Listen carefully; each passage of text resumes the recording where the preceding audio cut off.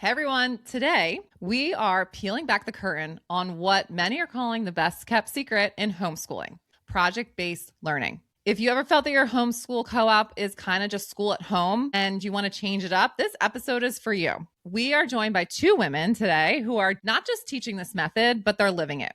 So first we have Danika Dunn. Danika has been homeschooling her 5 children for a decade. And in 2020, she realized that the traditional co-op method wasn't working for her. So she started at UPenn's project-based learning certification program and founded Bramblewood Learning Community. Also joining her is Kelly Clearkin, a nurse, a mother of 2, and a master connector. 5 years ago, Kelly stepped into Bramblewood and never looked back. And today she serves as a project-based mentor for students of all ages, trains new educators, and even runs a local forest playgroup and homeschool conference to keep the community thriving. Danika and Kelly, welcome to the show. Hi, thanks for having us. Thanks, Jamie. We're so excited to be here. All right, let's kick things off because I'm interested. I want to see what you guys are doing out there. So let's start with defining. In the education world, we often hear of doing a project, in quotes, versus project-based learning. Can you explain the difference to our listeners? Yeah, so project-based learning really uses the project as the drive for the learning.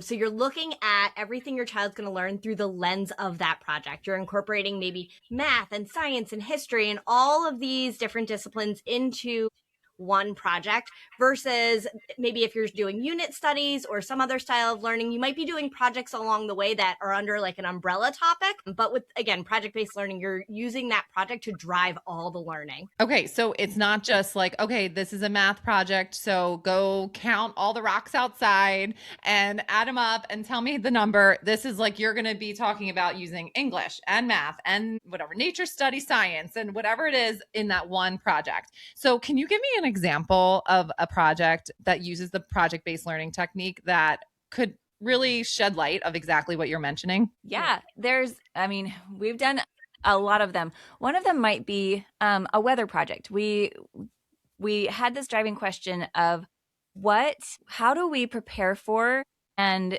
teach people about natural disasters? And so that was kind of the driving question behind this whole unit study. So you can, if you have the goal of teaching your kids about weather, about earth science and things like that, you can do it by saying, we're going to learn about earth science and we're going to learn how to, what makes a tornado and all these things. And then maybe at the end you would do some culminating project. But at that point, the kids have already done the learning. It's kind of oh, this is fun, but it still feels kind of meaningless. Whereas if you start off saying, we are going to educate other kids about how to prepare for natural disasters, we're going to help our community by educating them. What do we need to know in order to do that? Then you're starting with this real meaningful work that they're engaging in. Every part of that learning is meaningful. You still have to learn what makes a tornado, how air currents in the air work, and all of the different tools and measurements, but you're also learning how to use the tools, how to run a weather station, how to give a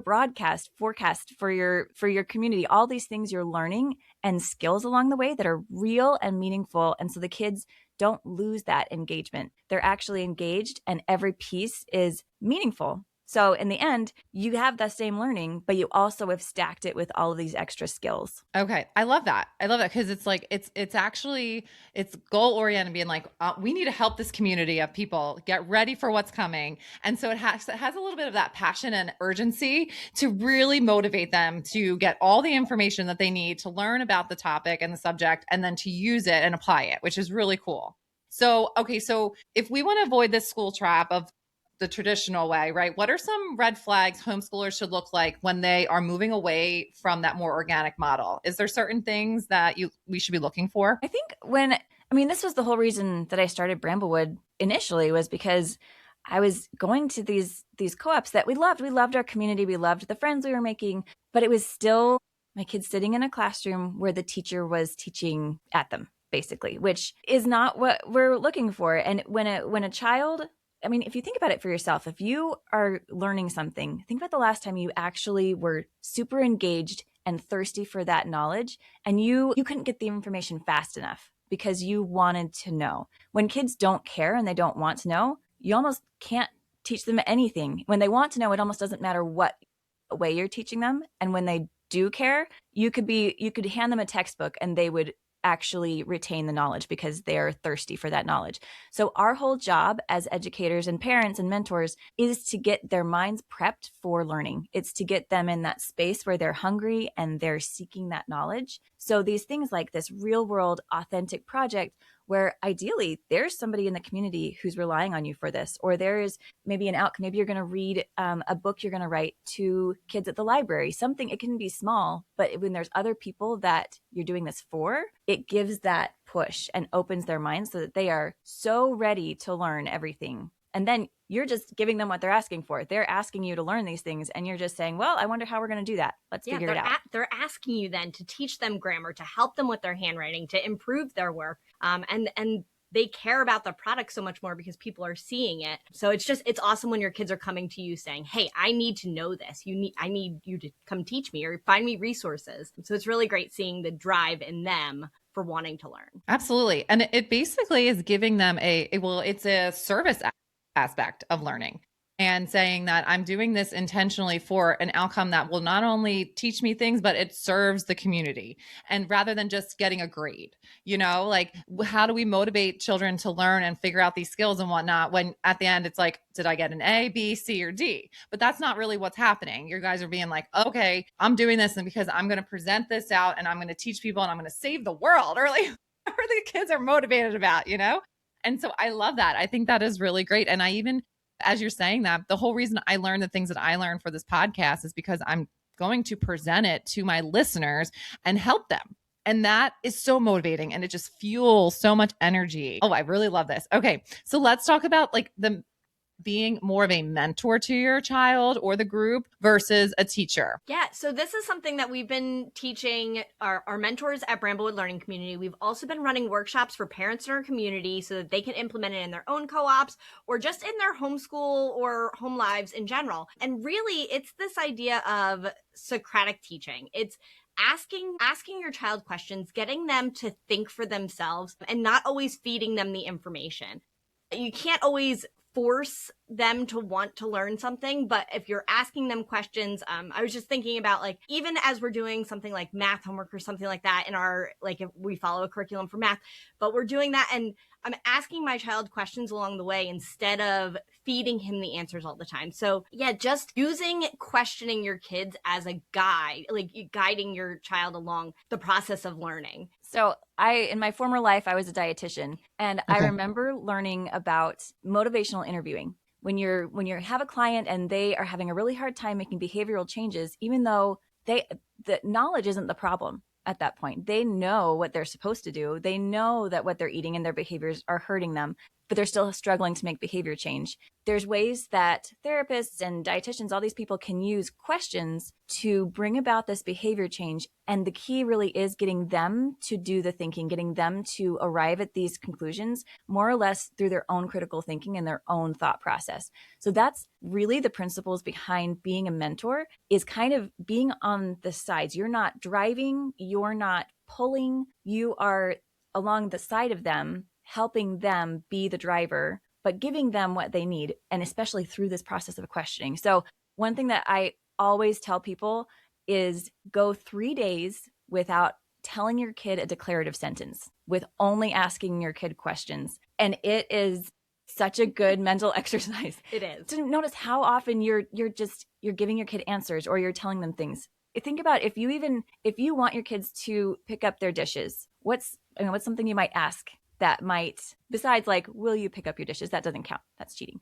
But you might say, what do you see? Do you see anything that's out? And then you see how that flips the script and it forces them to actually be the one that's using their observational skills. It's training them to actually look around them and see what needs to be done and step in. So every time we can put that learning, put the onus of the work back on our children, then it's getting them to learn more and to grow more and to really be agentive, active learners. I would love to hear from both of you on this one, but do you guys have go-to prompting questions that you feel like is on repeat in your house or during the time you're in school? Could you share? Yeah. What do you need to know next is really, I would say, where do we go from here? What do we need to learn about next? How are you going to figure this out?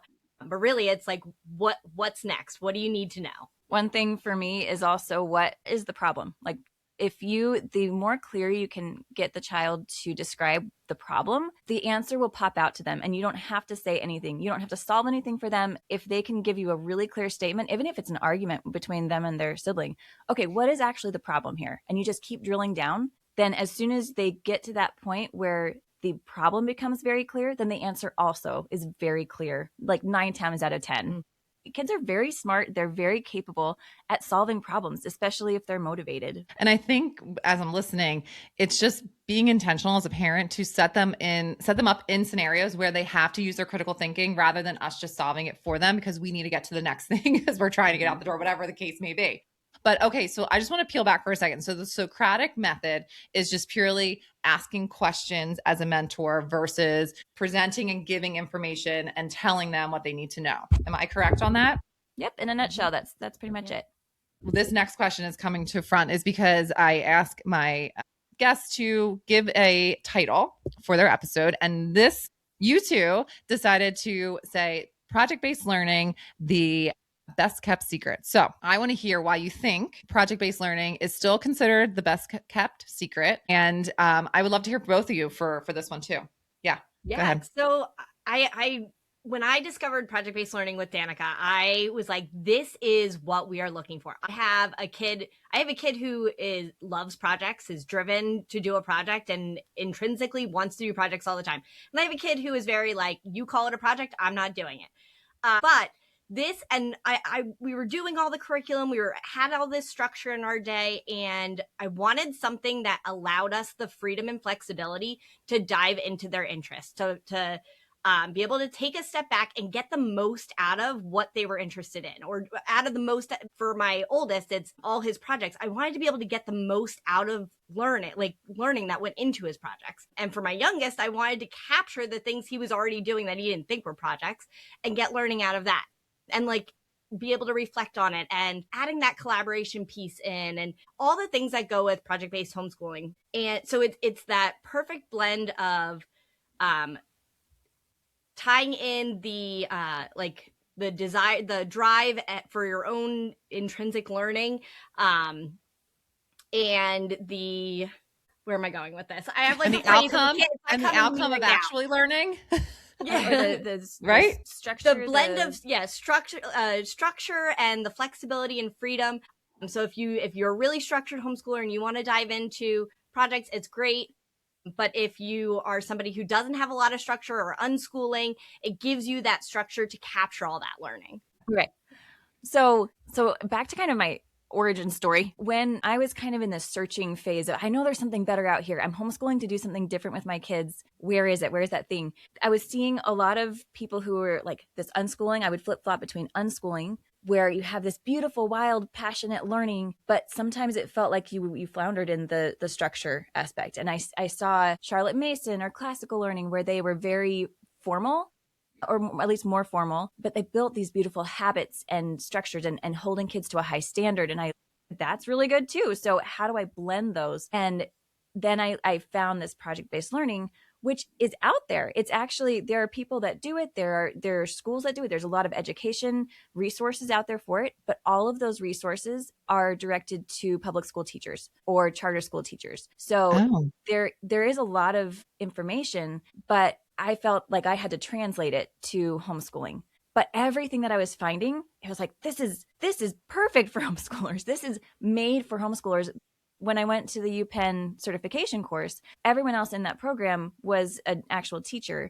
I saw their struggles. They have a really hard time implementing. They see the beauty in project-based learning, but they can't implement it in a classroom setting, especially with administrators breathing down their neck about benchmarks and things that they have to hit, and the order of things that they have to teach, where they can't dive deep on certain things, and they can't really do the full learning that this gives you. So it's really made for homeschoolers, but there's this gap between information and homeschoolers. So that's kind of like, this needs to be talked about. This is something that most homeschoolers are looking for, that sweet spot where you have that passion and that meaningful learning, but you also have these habit building, habit forming skills and actual structured mentorship that you feel like you are confident and know what you're doing, and not just It's not just a free for all or kids, doing whatever they want. Right. No, exactly. And so these resources, is there a certain person you follow, or is there a certain website you go to that they post new ideas or new,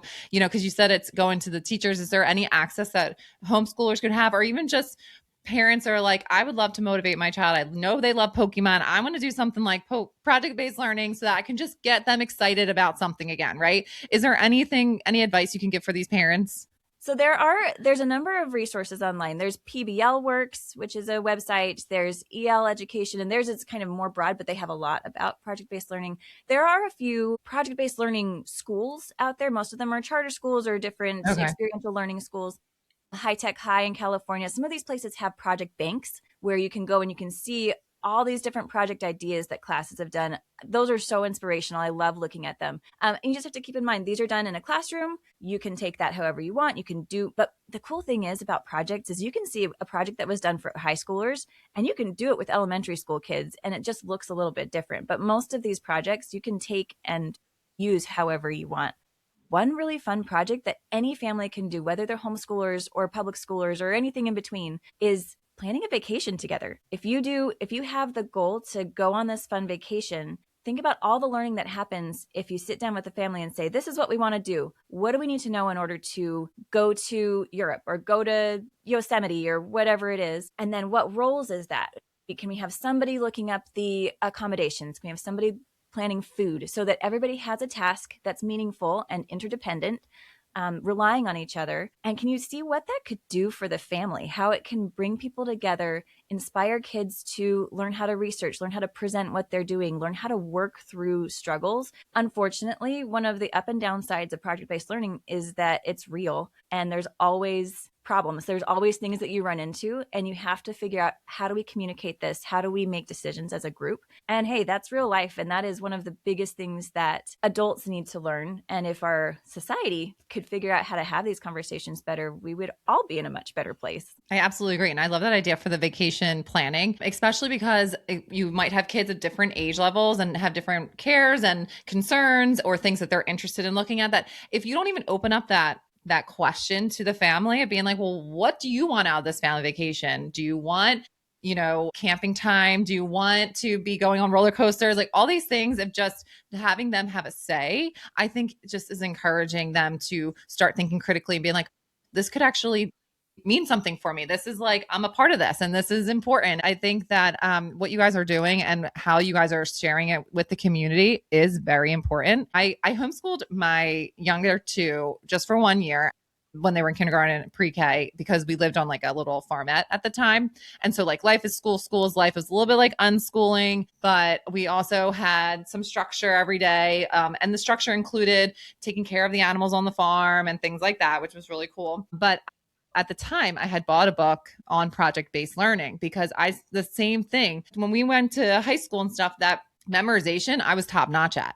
But then I come out of 12 years of school and I'm like, what do I actually know? Like, I know how to memorize. That's a little bit concerning. So skill learning, and I think project-based learning is teaching these children that they are building, not only just like learning information about the world and the weather and different things, but they're building skills of how to put things together or how to even ask questions or just approaching learning in a totally different way. So true. And if you think about it, the way the world is going, what are these kids actually going to need to know how to do? And it is learn. They're going to need to learn how to solve a problem. And if they run into, this job isn't going to work anymore, well, what do I need to know in order to find a new job? Like, it's those same questions, those same skills of pivoting and solving problems. And that's the education they really need. I completely agree. And I really hope that there is some light bulbs going off in all my listeners' brains and hearts right now, because I'm like, yeah, I'm here for this. I love it. You want your children to come out of your home confident and competent, to feel like I can take on whatever happens, because there is going to be adversity. Like you said, real life comes with real problems. And you want your kids to not be like, I've never dealt with a problem ever in my life, and now I have a huge one and now I'm going under. You want them to be like, okay, dealt with this before. Remember in the project when we did blah, blah, blah, blah. Remember when something happened in the family and we all had to sit down, we had to figure this out. Like that type of situation is what we need to be enforcing in our home, whether we homeschool or not, just to make sure that our kids feel when they are an adult in the world, competent and confident. So I don't know. Well, how do you feel about that? Yeah, I love the fact that it's pushing my kids out of their comfort levels in so many ways. They're learning new skills that are real life skills. My 10-year-old is better at using Canva than I am. And because of these projects, he's driven to learn these skills that may not necessarily be academic, but he's applying in himself in new ways that are going to benefit him in the future. But he's also learning to work with other people in doing this problem solving and figuring things out. And he's understanding how to learn deeply, not just like, oh, he's memorizing everything about American history, but he is taking something that either it may interest him, or maybe the skill he's learning interests him and he's learning something that doesn't interest him, but he's learning it deeply through this process. So there's just so many different benefits that are coming from mentoring my kids this way. I love it.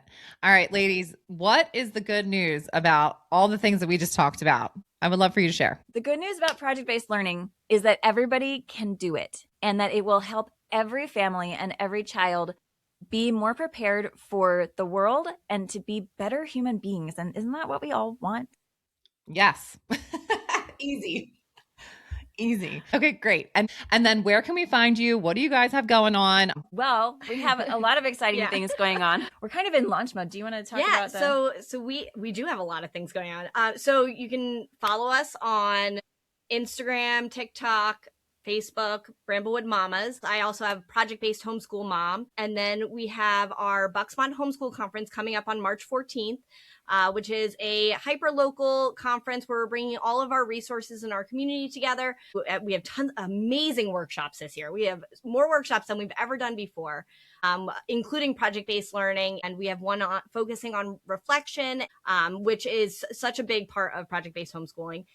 We have a podcast. We do. We just started our own podcast. Oh my gosh, congratulations. That's awesome. What's it called? Yeah. What's it called? It's called Bramblewood Mamas, the project-based homeschool.